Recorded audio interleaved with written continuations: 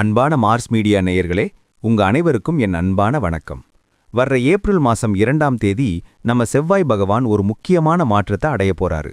இதுவரைக்கும் கும்பராசியில சஞ்சாரம் செஞ்சிட்டு இருந்த செவ்வாய் இப்போ அங்கிருந்து கிளம்பி குருவோட வீடான மீன ராசிக்குள்ள நுழையிறாரு. இந்த கிரக மாற்றமானது எல்லா ராசிக்காரர்களுக்கும் ஏதோ ஒரு வகையில மாற்றத்தை கொண்டு வரும். பொதுவா செவ்வாய்னாலே வீரம், விவேகம், வேகம்னு சொல்லுவோம். அவர் இடமாற்றமாகும்போது நிச்சயமா பல திருப்பங்கள் ஏற்படும். இந்த பெயர்ச்சியால மீனராசிக்குள்ள போற செவ்வாய் அங்க ஏற்கனவே இருக்கிற கிரகங்களோட சேர்ந்து சில விசேஷமான பலன்களை தரப்போறாரு. செவ்வாய் பகவான் மீனத்துக்கு வர்றதுனால சில பேருக்கு தைரியம் கூடும், சிலருக்கு அலைச்சல்கள் அதிகமா இருக்கும். முக்கியமா நிலம் சம்பந்தப்பட்ட விஷயங்கள், சொத்து தகராறுகள்ல ஒரு தெளிவு பிறக்கிறதுக்கு இந்த காலம் உதவியா இருக்கும்னு சொல்லலாம். ஆனா அதே சமயம் கோபத்தை மட்டும் கொஞ்சம் கட்டுப்படுத்திக்கிறது ரொம்பவே நல்லது. ஏன்னா அவசரப்பட்டு எடுக்கிற முடிவுகள் சில நேரங்கள்ல நமக்கு பின்னடைவை ஏற்படுத்த வாய்ப்பிருக்கு. மீன ராசிங்கிறது ஒரு நீர் ராசி. அங்க நெருப்பு கிரகமான செவ்வாய் வர்றதுனால ஒரு விதமான கலவையான பலன்கள் தான் கிடைக்கும். இதனால மனசுல ஒரு விதமான பதற்றம் இருந்தாலும் குருவோட பார்வை அங்க இருக்கிறதுனால பெரிய பாதிப்புகள் எதுவும் வராதுன்னு நம்பலாம். தொழில் ரீதியா பாத்தீங்கன்னா ஒரு சிலருக்கு நல்ல லாபம் கிடைக்கிறதுக்கும் கைவிட்டு போன வாய்ப்புகள் மறுபடி வர்றதுக்கும் இது ஏதுவான காலம். உடல் ஆரோக்கியத்துல மட்டும் கொஞ்சம் அக்கறை காட்டுங்க. குறிப்பா உஷ்ணம் சம்பந்தமான உபாதைகள் வராம பாத்துக்கிறது ரொம்ப முக்கியம். கடைசியா பார்த்தா இந்த செவ்வாய் பெயர்ச்சிங்கிறது ஒரு பக்கம் சவால்களை கொடுத்தாலும் இன்னொரு பக்கம் வெற்றிக்கான வழியையும் காட்டும். எந்த ஒரு காரியத்தையும் நிதானமா யோசிச்சு செஞ்சா கண்டிப்பா இந்த காலத்துல நல்ல முன்னேற்றத்தை அடைய முடியும். குலதெய்வ வழிபாடும் முடிஞ்சா செவ்வாய்க்கிழமை அன்னைக்கு முருகப்பெருமான வணங்குறதும் உங்களுக்கு இருக்கிற தடைகளை நீக்கும். இந்த பெயர்ச்சியால ஏற்படுற சாதக பாதகங்களை சரியா புரிஞ்சுக்கிட்டு நடந்துகிட்டா எல்லா ராசிக்காரர்களும் நிம்மதியா இருக்கலாம். அந்த வகையில ஒவ்வொரு ராசிக்கும் இந்த செவ்வாய் பெயர்ச்சி என்னென்ன பலன்களை தரப்போகுதுன்னு பாப்போம். அன்பான சிம்ம ராசினேயர்களே, உங்க ராசிக்கு இதுவரை 7ஆம் வீட்ல இருந்து ஓரளவுக்கு நன்மைகளை செஞ்ச செவ்வாய் பகவான் இப்போ 2 ஏப்ரல் 2026 முதல் 8ஆம் வீடான அஷ்டமஸ்தானத்துக்கு வர்றாரு. சிம்ம ராசிக்கு செவ்வாய் பகவான் யோககாரகன் அப்படிங்கிறதால 8ஆம் இடத்துக்கு வந்தாலும் பெரிய கெடுதல்களை செய்ய மாட்டாரு. ஆனா அஷ்டமஸ்தானம்ங்கிறது மறைவு ஸ்தானம் அப்படிங்கிறதால இந்த பயிற்சி காலத்துல நீங்க ஒவ்வொரு அடியையும் கொஞ்சம் நிதானமா எடுத்து வைக்கிறது ரொம்ப நல்லது. வேகம் வேண்டாம், விவேகம் முக்கியம் அப்படிங்கிற தாரக மந்திரத்தை மனசுல வச்சுக்கிட்டு இந்த காலத்தை நீங்க கடக்கணும். தொழில் மற்றும் வேலை விஷயத்துல சின்ன சின்ன முட்டுக்கட்டைகள் வரலாம். நீங்க ரொம்ப எதிர்பார்த்த ஒரு ப்ராஜெக்ட் அல்லது டீல் தள்ளி போக வாய்ப்பிருக்கு. அலுவலகத்துல சக ஊழியர்களோட தேவையில்லாத வாக்குவாதங்கள்ல ஈடுபடாதீங்க. ஏன்னா அது உங்க பேருக்கு கலங்கத்தை ஏற்படுத்தலாம். மேலதிகாரிகள் கிட்ட பேசும்போது வார்த்தைகள்ல ரொம்ப கவனம் தேவை. புதுசா தொழில் தொடங்கணும்னு நினைக்கிறவங்க இப்போதைக்கு இருக்கிற தொழிலை கவனமா பாத்துக்கிறது நல்லது. அவசரப்பட்டு முதலீடு செய்யாம அனுபவம் உள்ளவங்க கிட்ட ஆலோசனை கேட்டு இறங்குங்க. பொறுமையா இருந்தா இந்த நேரத்துல வர்ற சவால்களை நீங்க ஈஸியா ஜெயிச்சிடலாம். பொருளாதார ரீதியா பார்த்தா வரவு தாராளமா இருந்தாலும் அதே வேகத்துல செலவுகளும் வரிசையா வந்து நிற்கும். அஷ்டம செவ்வாய்ங்கிறதால எதிர்பாராத மருத்துவ செலவுகளோ அல்லது வண்டி வாகன பழுதுகளோ வந்து கையிருப்ப கரைக்கலாம். அதனால இப்போதே ஒரு பட்ஜெட் போட்டு நடக்கிறது புத்திசாலித்தனம். மத்தவங்களுக்காக ஜாமீன் கையெழுத்து போடுறதோ பெரிய தொகையை கடனா கொடுக்கறதோ இந்த நேரத்துல வேண்டாம். அப்படி செஞ்சா அந்த பணம் திரும்பி வர்றதுல பெரிய இழுபறி உண்டாகும். நிலம், வீடு சம்பந்தப்பட்ட கொடுக்கல் வாங்கல்ல ஆவணங்களை சரியா சரிபார்த்துட்டு அப்புறமா கையெழுத்து போடுங்க. குடும்ப வாழ்க்கையில விட்டு கொடுத்து போறது தான் இப்போ உங்களுக்கு பெரிய பலம்.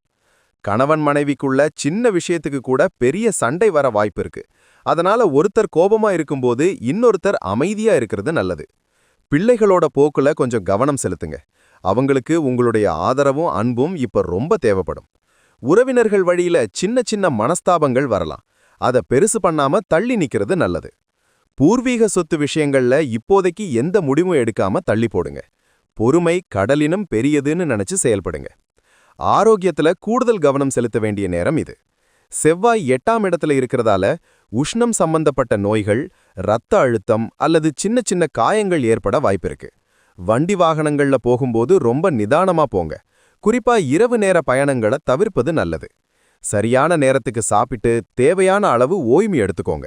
மன உளைச்சலை குறைக்க தியானம் அல்லது ஆன்மீக சொற்பொழிவுகளை கேளுங்க. சின்னதா ஏதாவது பாதிப்பு தெரிஞ்சா கூட உடனே டாக்டரை பார்க்கறது நல்லது. உங்களுடைய தன்னம்பிக்கையை மட்டும் எப்பவும் விட்டுடாதீங்க. மாணவர்களுக்கு இது ஒரு சவாலான காலம்னு தான் சொல்லணும். படிப்புல கவனம் சிதற வாய்ப்பிருக்கு.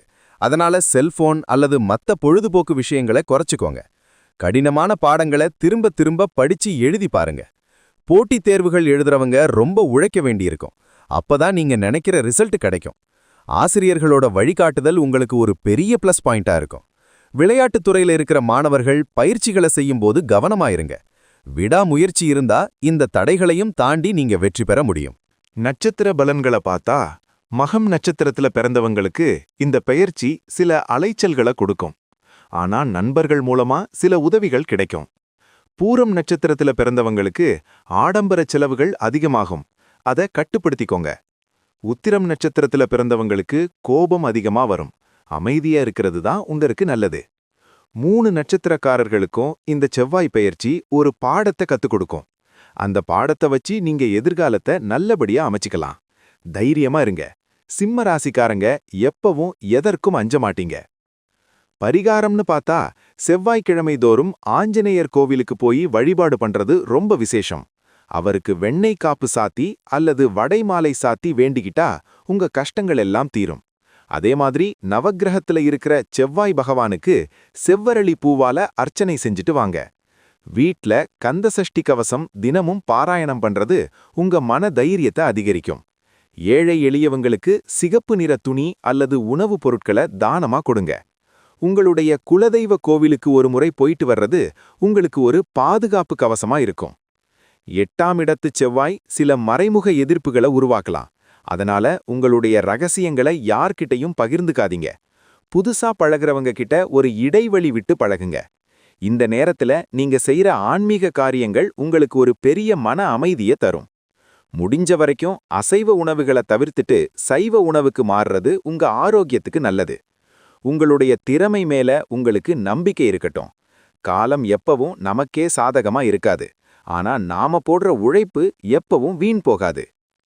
மீன ராசிக்குள்ள நுழைகிற செவ்வாய் உங்களுக்கு சில மாற்றங்களை கொண்டு வருவாரு. திடீர் பயணங்கள் மேற்கொள்ள வேண்டிய சூழ்நிலை வரும். அது உங்களுக்கு ஒரு புது அனுபவத்தை தரும். பழைய நண்பர்கள் தேடி வந்து பேசுவாங்க. ஆனா அவங்க கிட்ட பண உதவி எதுவும் கேட்காதீங்க. சட்ட ரீதியான சிக்கல்கள் ஏதாவது இருந்தா அதை இப்போ பேசி தீர்க்க முயற்சி பண்ணாதீங்க. இன்னும் கொஞ்ச நாள் பொறுமையா இருங்க. உங்களுடைய வார்த்தைகளுக்கு மத்தவங்க தப்பான அர்த்தம் கற்பிக்கலாம்.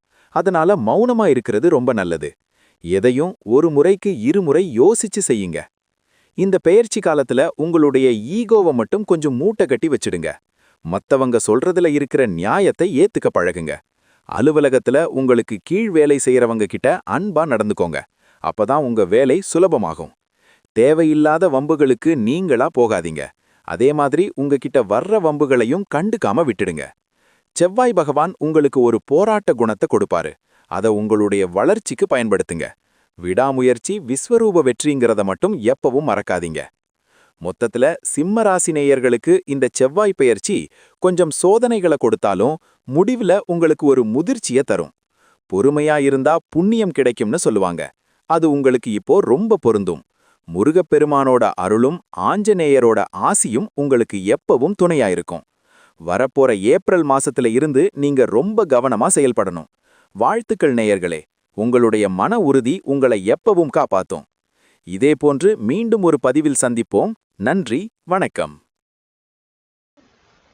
இந்த சேனல் உங்களுக்கு பிடிச்சிருந்தா மறக்காம சப்ஸ்கிரைப் பண்ணுங்க, ஷேர் பண்ணுங்க, லைக் பண்ணுங்க, கமெண்ட் பண்ணுங்க.